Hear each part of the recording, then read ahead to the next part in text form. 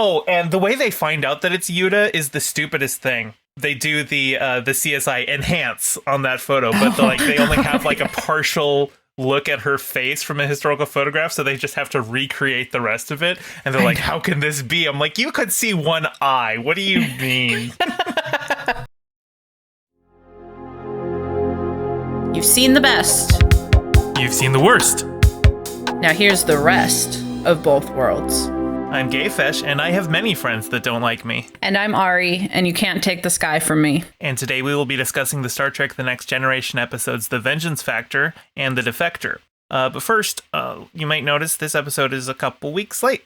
Yeah. We've been having a comedy of errors trying to schedule time to record, and then when we get there to record, either one of us might have internet problems, and so it's been frustrating. It's every time one of us got our internet problems fixed, the other one had another internet problem. It's just been, and every time we turn around, we're like, oh, we have time. And of course, I work in a school, and it's the end of the school year, so I've been crazy busy at work. It's just been nuts, but I think we've got everything under control now, right? I think. Yeah. I had been having for about a month some intermittent packet loss issues with my internet, but I have been checking that pretty religiously. I had one open that had been running for a couple days, and I just closed it, and it says I've only lost 19 packets in like 2 days, so I think I'm good now. Oh, that's really good. Yeah. Better than before, at least. Yeah. So here we are, we're back, and we're going to talk about a couple episodes of Star Trek. But before we do that, let's talk about the Patreon. Yeah, so if you feel so generous, head on over to patreon.com/restofbothworlds. For $3 a month, you can hear these episodes up to 5 days early. The $10 tier gives you the option for us to read your name at the end of each episode. Nobody's taken that one yet. All tiers get access to our Discord, where you can submit your own ideas for these small talks at the beginning of each episode. And, let's get into the episode. So today we are talking about the Vengeance Factor. It is the 9th episode in the 3rd season of TNG. It first aired on the 20th of November, 1989. It was written by Sam Rolfe and directed by Timothy Bond. It's going to sound a little weird this episode because we've recorded talking about this like 2 times before, so we'll try and see if we can remember it. But so it starts off, they beam into a very green room. It's just a very green room. It was like the Wachowskis were directing an episode of Star Trek. It's very true, though. It was so green, very DOS green. Yeah. And Riker and Worf are holding those little box flashlights again with the wires that they're trying to hide, but because you've got HD restoration, you can see them. But anyway, they find there's a couple people.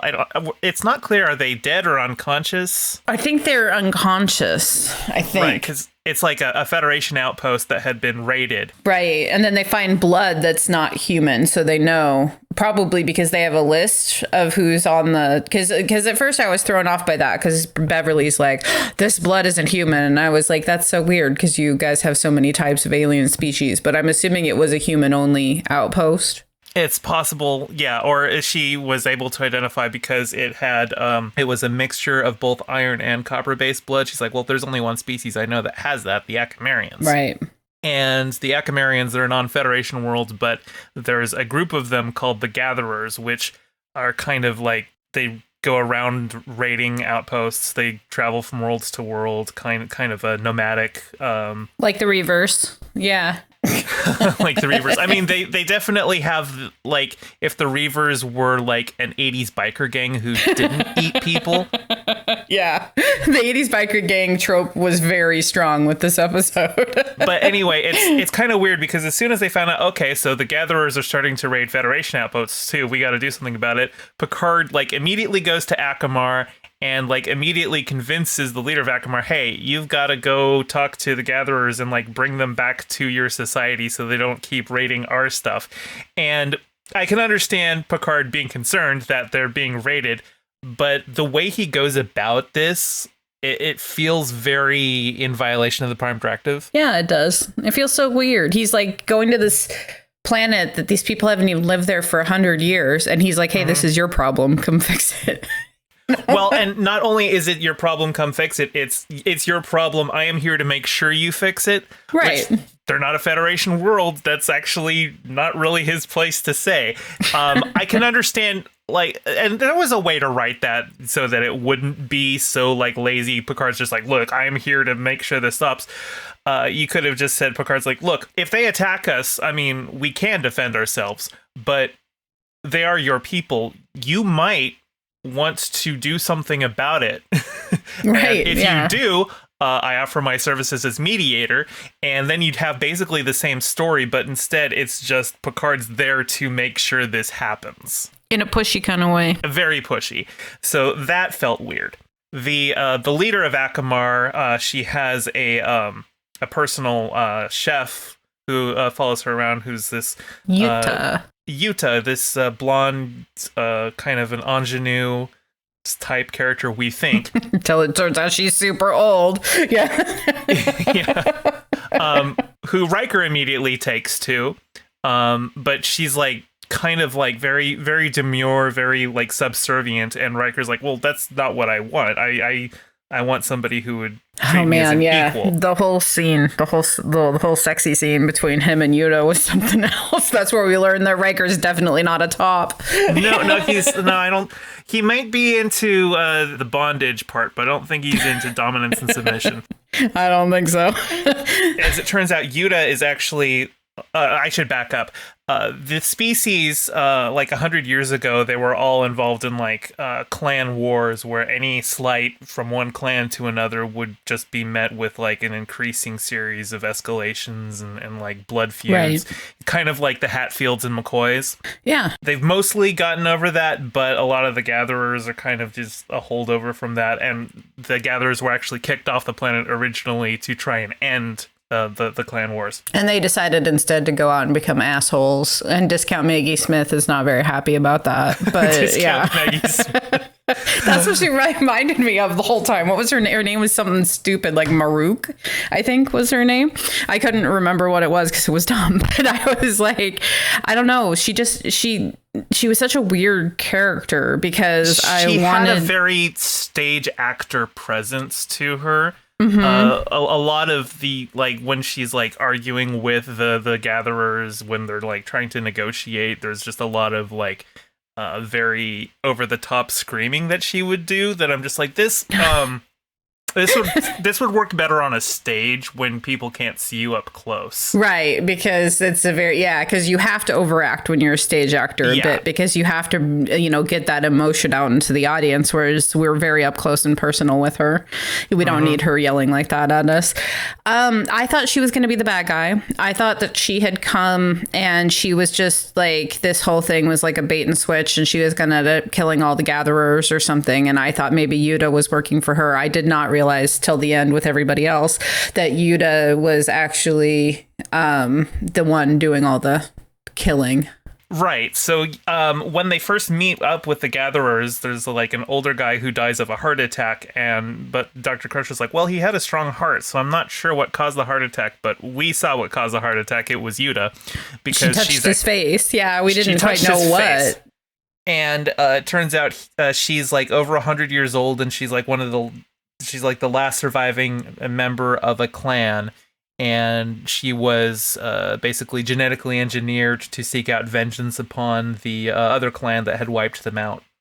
And so she's been doing this for like 100 years, and she became servant to the leader of Akamar, to Maruk is her name, specifically so that she could get access to find the last few members. And she has a virus. She's carrying a virus that is like specifically tailor-made to kill members of that clan and nobody else. So, it's such an interesting concept. The concept of just carrying around this little microvirus that only kills the people you want to kill is so interesting. It's a very it's a clever way to go about assassination, especially because it just causes a heart attack, and if the doctor wasn't as thorough as Dr. Crusher is, you might just chalk it up to natural causes. I mean, right. If Beverly hadn't decided she was going to like push and try to really find out what killed this guy, like most people would have been like, guy died of a heart attack. It's kind of like the Death Note. If you don't write how they die, they just die of a heart attack. And then like,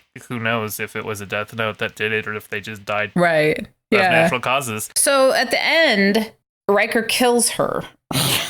Oh, God, that scene is so weird. It's so weird, and it bothered me so much because there were so many other options than just killing her. Like, it bothered me a lot. My notes say in really big notes, like really big writing, what the there were other options. Because I thought he was going to stun her. I thought he was going to like and put her in the brig or whatever it is they do on Star Trek. But I couldn't believe he just killed her. He beams down, and the first thing he does when he beams down is shoot one of the gatherers, like one of the guards, because like they see him beam down and they like reach for their gun, but he just shoots him immediately. And I'm just like, dude, this is a tense negotiation situation and you're just showing up and shooting one of them. Right. But then he's just like, oh, and the way they find out that it's Yuta is the stupidest thing. They do the CSI enhance on that photo, but they only have like a partial look at her face from a historical photograph, so they just have to recreate the rest of it. And they're like, how can this be? I'm like, you could see one eye. What do you mean? I know, it was definitely the enhance and zoom in thing, and I was like, oh no. So he beams down and then is like, stay away from that guy, but she's like, he's the last one. Once he's dead, it's over. And so like he shoots her like 3 or 4 times with like a low stun, but I'm guessing that she's enhanced enough that she can withstand like the lower stun, so eventually he just sets it to vaporize her, which I didn't even know was a setting. I'm just thinking though, because I think the lightsaber has like 16 different intensity settings. The lightsaber? You mean I've been playing Jedi Fallen Order, so I've got Star Wars on the brain. Okay. The phaser has like 16 settings, and you would think, because he only shot her 3 or 4 times, you could think he might just step it up each time instead of going, oh, well, she didn't get stunned the first 3 times. Not to mention she can't time. Kill anybody but the one guy, so anybody could have tackled her. Yeah. Or, I mean, there's lots of options here that didn't involve killing her. And then, like, after he vaporizes her, Picard walks over and he's like, wow, you just murdered a woman who was of no danger to you. Shore leave? Would you like to go on shore leave?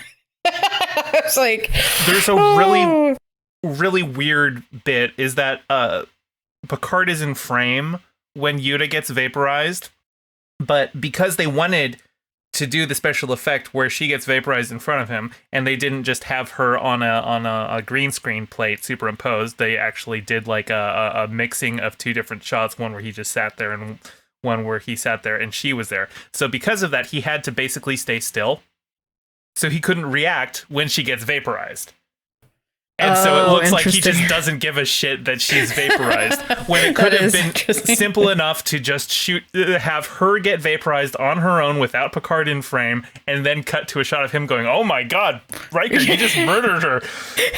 And instead he just stands there and takes it like, yeah, that's a totally normal, response. He's just sitting here the whole time. Like, honestly, the way Riker handled that, no, he should have been in the brig for that. He just barges into a tense negotiation situation and shoots 2 people.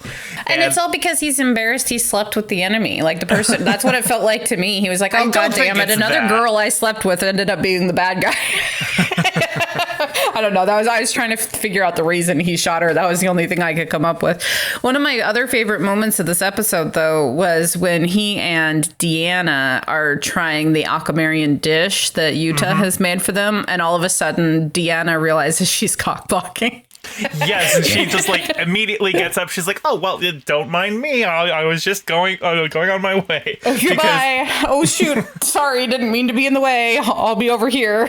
I feel like they just kind of have like an unspoken thing where it's just like, look, anytime either of us are trying to get laid, the other person, we're gonna be there for them. We're gonna make sure we can do everything we can to help them out in that regard. Right. We'll not only get out of the way, we'll be good wingmen. Yeah, I know. I thought it was so funny and cute in its own way, Like the other episode when Riker told that one guy that Deanna was sleeping with, he's like, hey, you know what?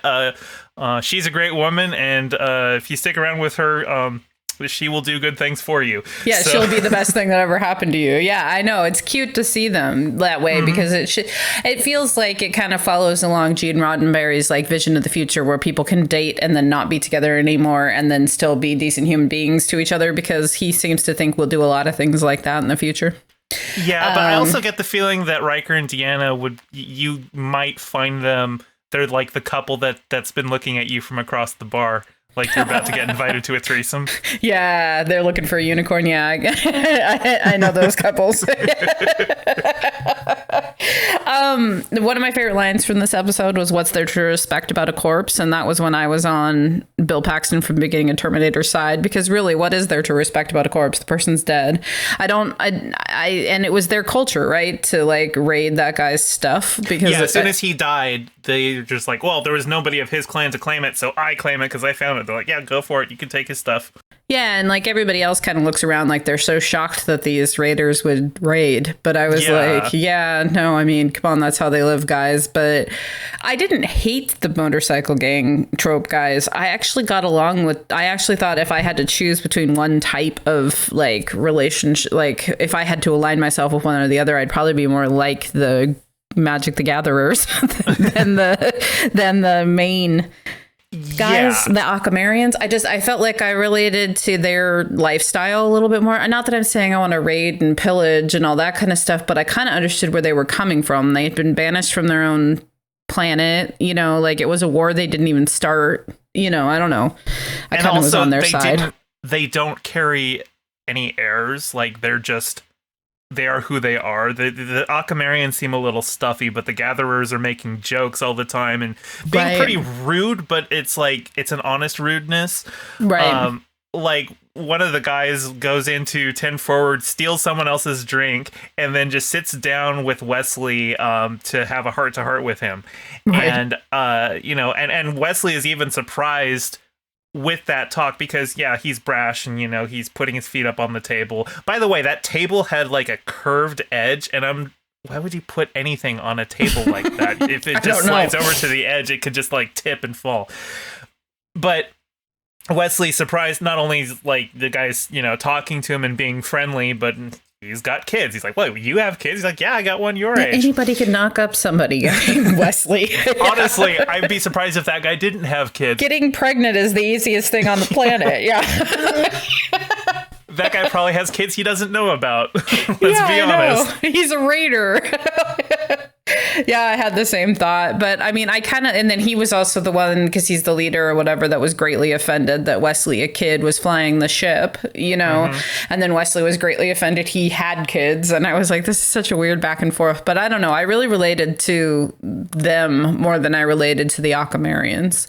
The one thing I think I would have made a different casting choice. Actually, the guy who shows up, the initial one, Gruel, the one who's, you know, kicking his feet up and everything, he takes them to their leader. But the leader of the Gatherers did not feel like leadership material. Like I would have had. Was he the one that reminded me of Meatloaf? The Meatloaf one? Yes. Is that who we're talking about? Yeah, okay. He looks like Meatloaf. Okay. I would have had Gruel be the leader. He seemed far more like the leader of the Raiders. He was a better actor. Like he was more he was more believable in the role than that guy, than the Meatloaf guy. I don't remember what his name was. But I remember thinking, oh, this is interesting because yes, I believed Gruel more than I believed Meatloaf, like anything that Gruel was saying, essentially. And I mean, Gruel also won points for me for being reasonable enough to listen to and potentially accept the Akamarians' like offer to not kill each other anymore.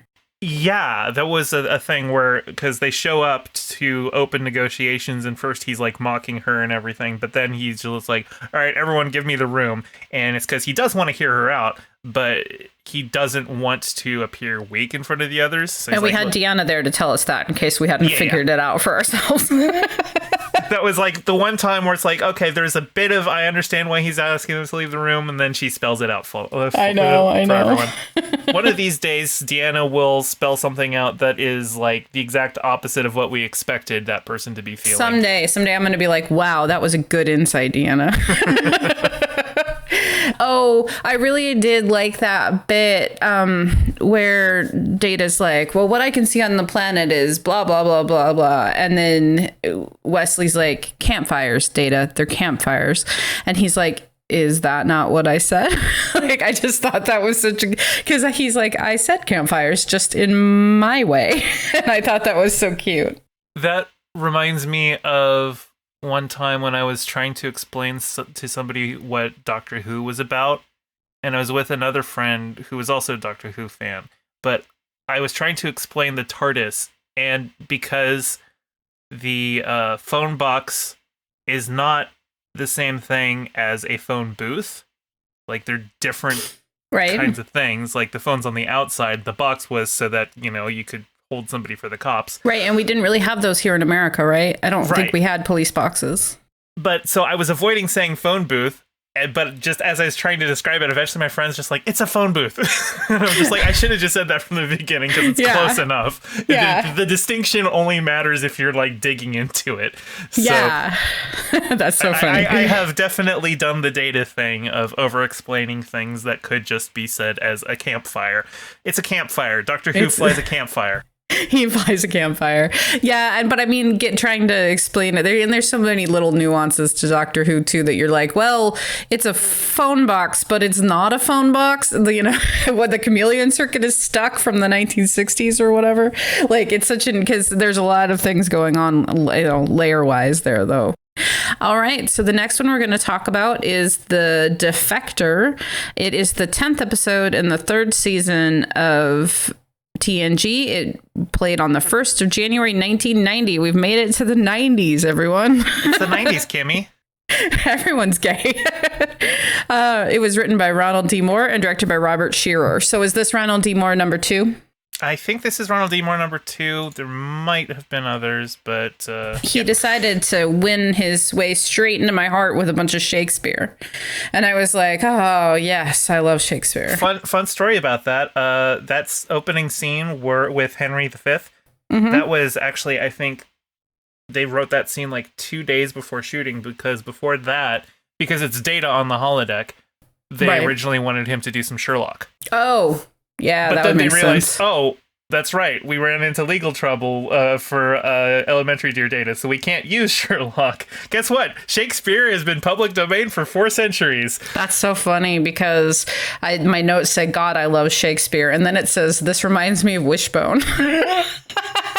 Yeah, it had a very Wishbone vibe to it. By the way, did you catch that Patrick Stewart was playing one of the 2 guys there? No, I didn't catch that. I saw he was standing off to the back as Picard, but I did not catch he was one of the guys. I was actually surprised they gave Data a bunch of Shakespeare lines because Picard is a classically trained Shakespearean actor, right? Yeah, that's actually why Patrick Stewart was playing one of them. He is like, oh, if you're going to do Shakespeare, can I play one of the roles? And they put some makeup on him to kind of disguise him, and he uses his native Yorkshire accent instead of the refined, or not the refined, what's the received pronunciation that he normally uses, his theater accent.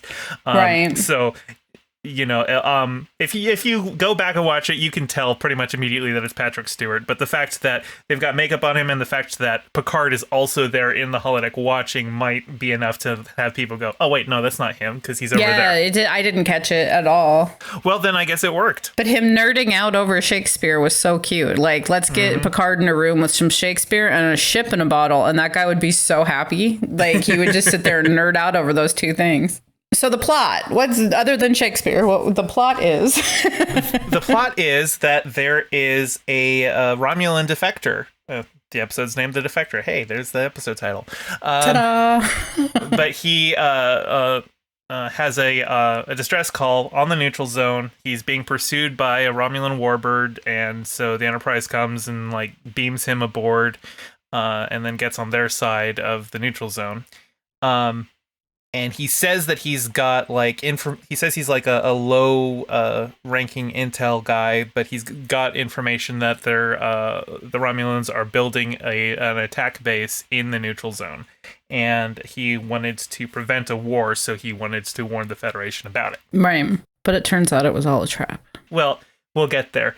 everyone's like, okay, well, there's a lot of weird stuff going on here. For starters, he sets his ship to self-destruct after they beam him over so that they can't study any of that. He's like, well, no, I'm not a traitor to Romulus. I just don't want the war, so I'm not going to let you get any of our secrets. Which doesn't exactly make him trustworthy either, though. No. That's the point of the episode is, can you trust this guy? The whole time you have to wonder, because I wondered the whole time, like, is he real? Is he not real? Is this a trick? Like, and I thought it was really good writing because it kept me engaged in whether or not he was truly telling the truth and whether or not we should believe him, because that was the whole point. Picard couldn't decide whether or not he could trust him because they don't he doesn't have any like proof of it. He didn't bring any like records. It's just his say so. And the planet that he's saying that there's a base on, well, they've scanned it and they can't find any evidence of it. Right. And so it's just obviously with the Romulans, I mean, they've got cloaking technology, so they're considering, well, it could be cloaked, it could be hidden. We think we would be able to see evidence anyway, but it's just one of those things. And then eventually he reveals himself to not just be a lowly file clerk for like the intel agency. He's actually an admiral who has defected to do this. And that doesn't actually help his case, because they're like, wait, they look up his name, like, Admiral Jirok, dude, you like did like a massacre at this like one site. Like, that's not helping your case much. Why are you coming here and saying, oh, let's stop a war, when, like, dude, you've done horrible things too. And he says that he had a daughter, and once you have a kid, he said, looking into her eyes, he said, I want to make the world better for you. So that's when he decided, okay, I gotta stop the Federation Romulan hostilities. But unfortunately for him, the Romulans knew the whole time that he was having these thoughts, and so they fed him that information to see what he'd do with it, and he took the bait. As it turns out, there was no base on that planet. Romulans did have a test. They had a little probe there, so there'd be a little faint, like, Romulan signal in orbit of the planet. But yeah, there was nothing there. And Tomalak shows back up. We saw him in the last Romulan episode, and he shows up, and he just like is there with two ships, gloating about how he's going to have the Enterprise as mounted for display on Romulus, and he was being real rude. He's being very he's like, I've got you dead to rights, you're in the neutral zone, so you violated the first, and we could just blow you up. But then, like, Picard has been anticipating this kind of a double cross the whole time, and so there was like one line about 20 minutes earlier in the episode where they got a message from some Klingons, and Picard tells Worf to take care of it in another room. And so we get the payoff for that is that 3 Klingon birds of prey decloak and surround them, and they're like, yeah, okay. Do you think you're still outnumbered now? Yeah. I thought that was great. That made me really happy. I was like, oh, that's cool. It kind of read to me, though, because there was only the one line of it 20 minutes earlier that they were like, they got to the end, they're like, okay, how do they get out of this situation? Yeah. Okay.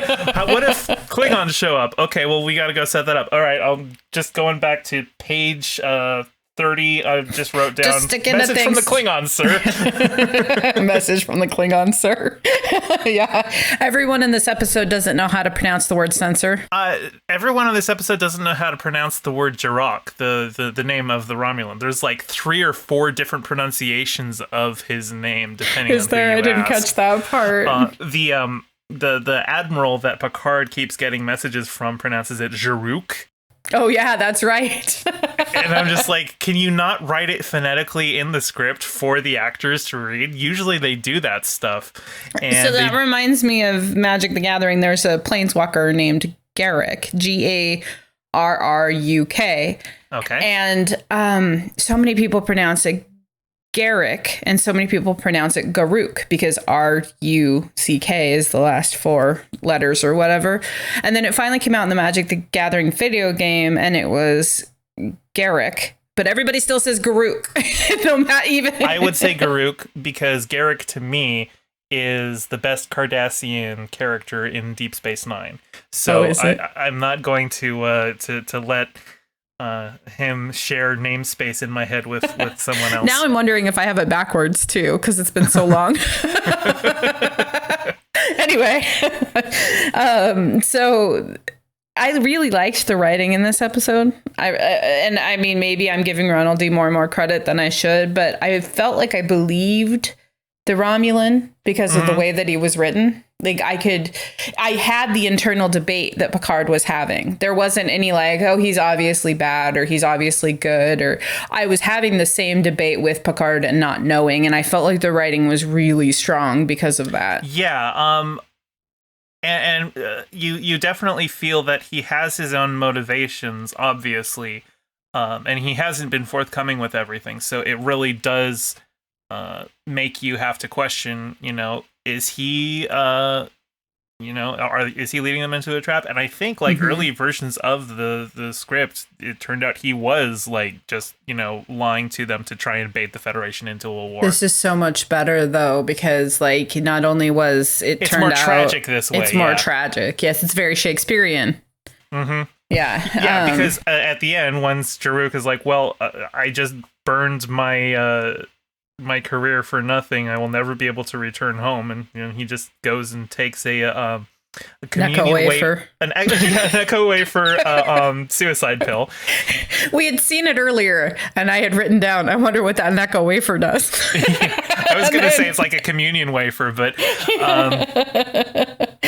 so do we ever get to see them deliver that letter? I was just gonna bring that up because, he writes a letter to his family, but they comment, he's like, he must have known that there would be no way for us to get it to them. Because it would be in Romulan space. Yeah. Right. And it's not something that he, I still think, couldn't you, send a transmission or something? I mean, the Romulans would probably intercept it, but, at least it would get there.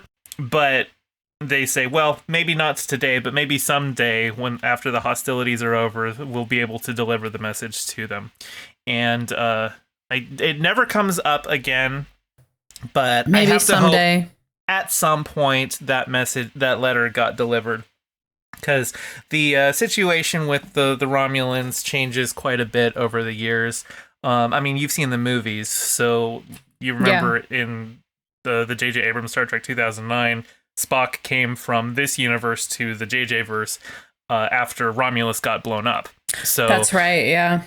Yeah. So obviously that might put the Romulan Empire in a bit of a disarray. Oh, they name dropped my favorite Shakespeare actor, and he hadn't even done my favorite roles by that point, but they name dropped Kenneth Branagh, and I was so excited because he's my favorite Iago. Yeah. He had just directed God, what was it? He had just had a Shakespeare movie come out, and I think it was Henry V. Actually, I looked it up when I watched the episode. I think it was Henry V. had just come out with Kenneth Branagh. Yeah, I think that was it. Yeah. Because he wasn't Hamlet until 98, and he wasn't Iago till 95, and those are kind of his two big Shakespeare roles that everybody knows. But so I looked it up, and I believe it was Henry V. is what had just come out.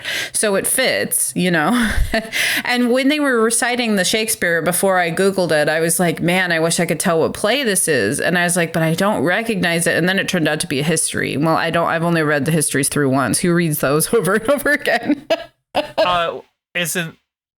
No, I guess Hamlet's not really a history. No. It's fictional. I really was excited about the name dropping the Kenneth Branagh, but I was just excited about the Shakespeare in general, especially the way that they brought it back in at the end. Picard multiple times is just quoting Henry V.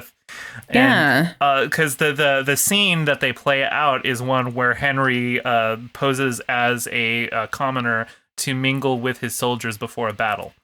Right. And Picard even muses to Data later in the episode. He asks Data how the crew is feeling about the situation, and Data's like, can't you tell? And he's like, unlike Henry, it's not as easy for me to disguise myself and mingle with the crew. And I'm just thinking, well, just put on your Yorkshire accent and put on a fake nose. Nobody will notice. Yeah.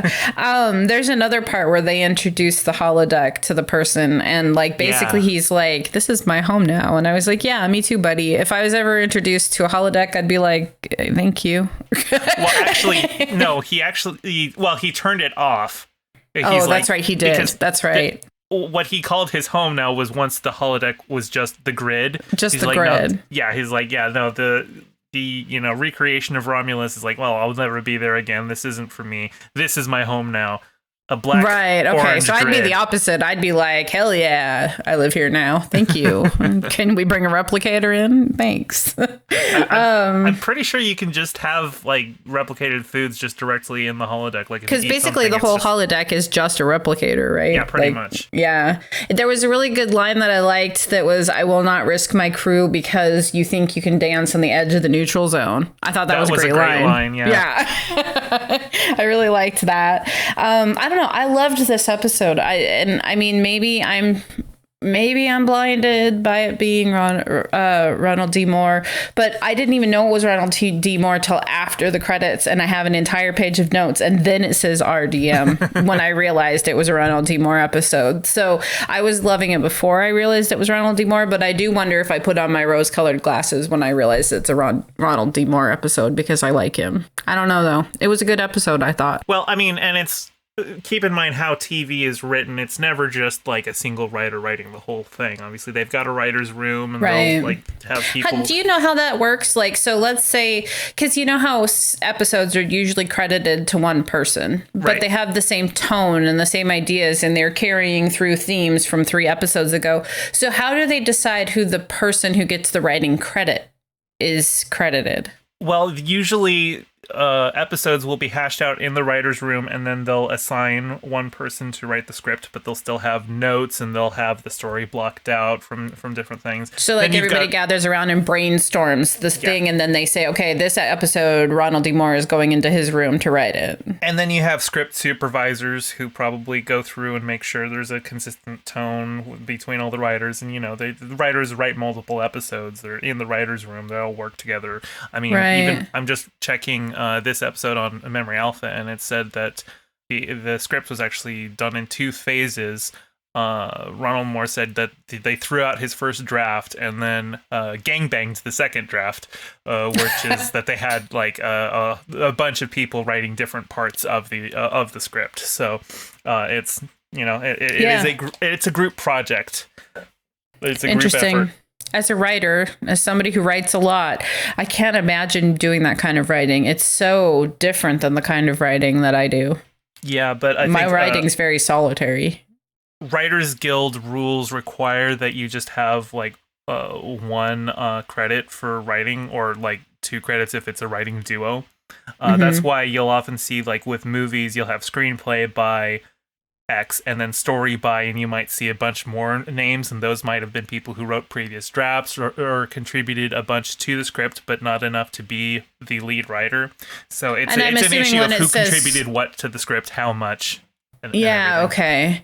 That makes sense, because I'm assuming when I see something like, story by, that means there was their original idea, but the writer took it and turned it into an actual script, right?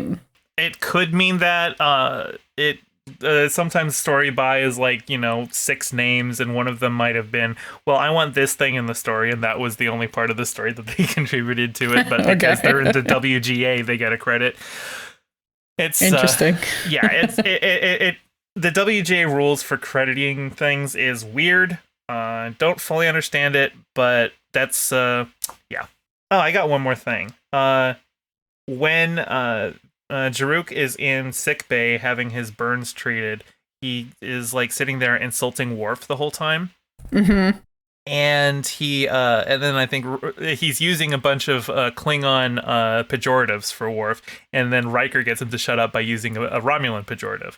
But the first insult that Jaruk uses for Worf is Patak, which basically just becomes the default Klingon insult for the rest of Star Trek. Do we know what it means? As a kid, I thought it meant coward, but it can't because they throw it at each other so casually, but if you call Worf a coward, he will just kill you. Right. Yeah. So I think it probably just means dumbass or fool or something like that. It has the same vibes as the Russian word durak, which means fool, but you say it more like dumbass. Interesting. Okay. And so this is kind of the episode where that was established. This is the first time we hear Patak, and interesting. I like it. It's a good. I wonder if they even really thought about it, or if they just came up with a word that sounded like Klingon. Like, because I wonder that with things like scruffy looking nerf herder. Like, does Lucas actually know what a nerf herder is and what they look like, or did he just make up a funny sounding word, right? And so it makes me wonder if they knew what they were doing with Patak, or if they didn't know what they were doing. I think a nerf herder is the person who has to go in and pick up all the darts after a rousing game of nerf. You know, after you fired everything, you have to pick up all the little darts. And that would be the nerf herder. Yeah, I like that. That's good. I assumed there was some sort of animal out in the Star Wars universe that was called a nerf, but we've just never even seen it. I bet there's an answer on the internet somewhere. You know what? I'm checking Wikipedia right now. They are kind of like a bison creature. Oh, interesting. There's lots of bison type creatures in Star Wars, though. Yeah. It's nerfs are a species of furry, non-sentient animals raised for their milk, meat, and hide. They can be found on a variety of planets across the galaxy, from Alderaan to Lothal. So basically like a cow herder. Yeah. Yeah, they're just they look a lot like bison. Interesting. Okay. I think that's it for today. So thanks for joining us. I'm Ari. And I'm GayFesh. And until next time, live long and prosper. Thanks for watching. Make sure to like, comment, subscribe, and ring the bell to get notified when new episodes come out. We're on Twitter at RestBothWorlds. Join our Patreon at patreon.com/restofbothworlds for bonus content and hear your name at the end of each episode.